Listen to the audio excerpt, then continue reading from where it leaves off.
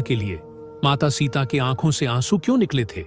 क्या ये केवल एक करुणा थी या कोई ऐसा रहस्य था जो आज तक कभी सामने नहीं आया? यह रहस्य रावण की मृत्यु के बाद ही सामने आया। यह एक ऐसा संवाद है जो रावण और माता सीता के बीच अंतिम बार हुआ था, जिसने सबको चौंका दिया था।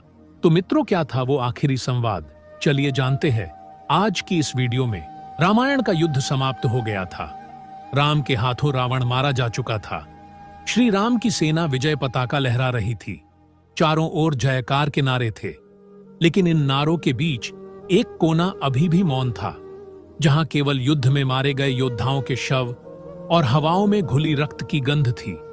उन्हीं शवों के बीच रावण का भी शव था, जिनके पास माता सीता शांत खड़ी थी, जो अशोक वाटिका से मुक्त होकर युद्ध भूमि में आई थी। माता सीता का चेहरा शांत था, पर उनकी आंखें कुछ और कह रही थीं।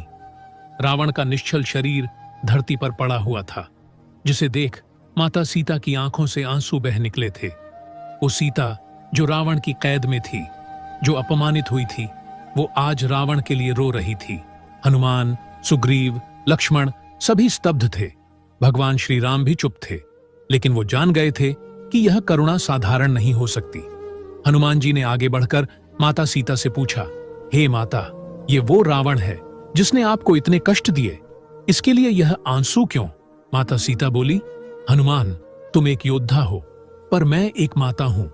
मैं केवल उस रावण को नहीं देख रही जिसने मुझे अपमानित किया था। मैं तो उस आत्मा को देख रही हूं जो एक समय शिव भक्त था, जो भगवान ब्रह्मा से अमृता का वरदान प्राप्त कर सकता था, जो ऋषियों से बड़ा ज्ञानी था, लेकिन उसे अपने ही अहंकार ने हरा दिया। और फिर माता सीता ने उन्हें वो कहानी सुनाई जो आज तक किसी को पता नहीं थी। एक रात जब युद्ध का निर्णय हो चुका था, तब अंतिम बार रावण माता सीता के पास आया। उस समय रावण के चेहरे पर ना कोई गुस्सा था और ना ही कोई लालच, बस एक थकी हुई आत्मा के साथ रावण ने माता सीता से कहा, हे सीता, मैं जानता हूं कि तुम राम की हो, तुम्हारा हृदय कभी मेरा नहीं हो सका, लेकिन आज मैं तुम्हें एक सत्य बताता हूं। सीता चुप थी, पर रावण बोलता गया, तुम्हें उठाकर लाना मेरा सबसे बड़ा पाप था, पर तुमसे मिलना मेरी सबसे बड़ी साधना थी। मैंने तुम्हें स्त्री रूप में नहीं, शक्ति रूप में देखा।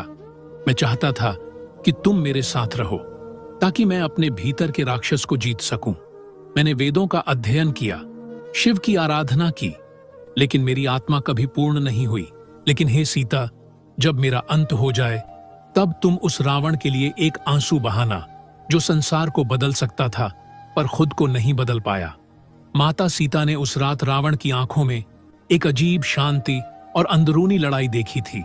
रावण ने आगे कहा, मैं जानता हूं कि राम मुझे मारेंगे और राम के हाथों मुझे मृत्यु स्वीकार है, लेकिन तुम ये समझो कि मेरे अंदर भी एक आत्मा थी जो एक तपस्वी थी, लेकिन वो एक राक्षस बन गई। उस रात रावण खूब रोया था, हार के कारण नहीं, बल्कि अपने ही पतन और अपने कुकर्मों के लिए। और फिर वही दृश्य माता सीता के सामने आया, जिसे सोच माता सीता रो पड़ी। वानर सेना भ्रम में थी, और फिर लक्ष्मण जी बोले, माता, अगर रावण इतना विवेकशील था तो उसने अपने पापों से मुक्ति क्यों नहीं पाई? माता सीता ने उत्तर दिया, रावण का मन युद्ध भूमि में था।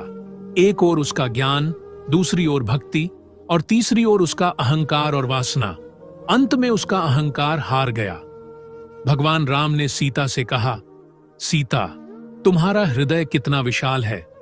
तुमने जिस करुणा से शत्रु को देखा, वो इस कथा की सबसे बड़ी शिक्षा है।